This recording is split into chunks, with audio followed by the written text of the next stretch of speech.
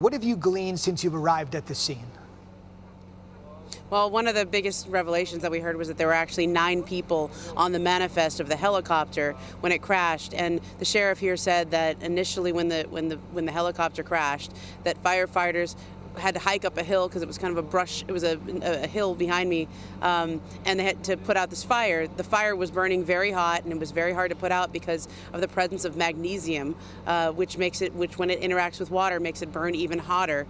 At the same time, though, paramedics were able to get to where the crash site was and evaluate if there were any survivors. And at that point, they evaluated that there were no survivors of the crash, and the firefighters continued to try to put out the quarter of an acre brush fire that was on the hillside. Now, I actually visited the crash site earlier, and I can tell you it was very foggy there. There will be an investigation as to what caused this, but one of the residents who lived across the street in an apartment building said he heard the helicopter going by. It was shortly before 10 a.m., and he didn't think much of it because helicopters do fly through there sometimes. There's a sheriff's station right here. It's not uncommon, but he heard the sound of something falling, and he said something seemed off with the way that helicopter sound. He went outside, he was on the phone, and he saw the crash moments later. And so obviously there's a lot of investigation here to come as to what caused that helicopter to go down. We believe it was on its way to a basketball game where his daughter Gigi was playing in the Mamba Academy, which is just about 15 minutes north of here. You know, Ramona, all that information that you just said was brought forth by Darrell Osby, the LA County Fire Chief. He was mum on a lot of other factors. We'll wait to see exactly what happens in the days to come. There are 8 games in the NBA today. 2 are well done. The Nuggets and the Rockets are done. 4th quarter for the Raptors and the Spurs.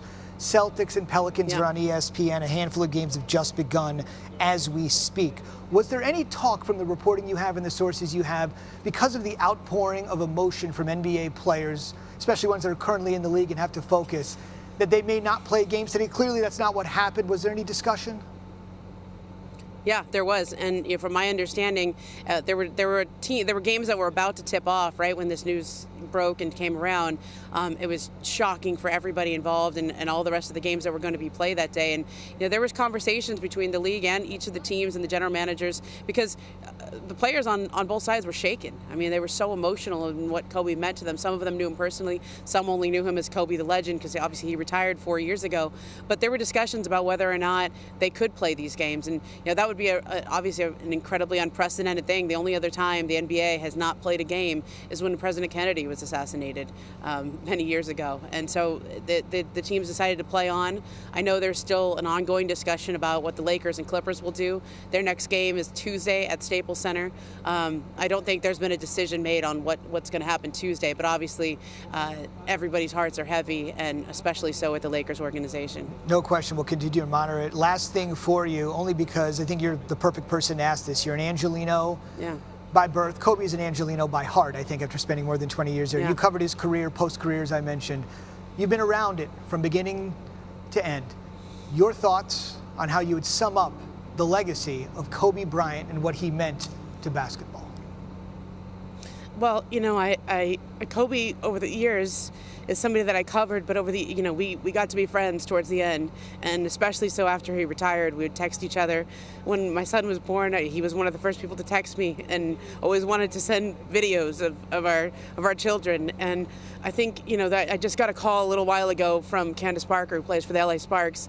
She came here and she's played her whole entire career here, and she said, when she needed something, she would always text Kobe. She would always ask his advice. Before she won her first championship with the Sparks, she reached out to Kobe and just needed some inspiration. And I can't tell you how many times over the course of my career, other athletes' careers, especially here in Los Angeles, that you knew Kobe was a text away, and when he knew it was important, he always got back to you, and he always knew what to say. I'll never forget Jeannie Buss telling me when she was at one of her lowest moments, when the team was flailing and her father had just died, the person she called was Kobe. And I think it's just his indomitable will, his ability to compartmentalize and focus on and rise above whatever was in front of him. And so you talk about this Mamba mentality and the legacy that he leaves. That's what he was focused on right now.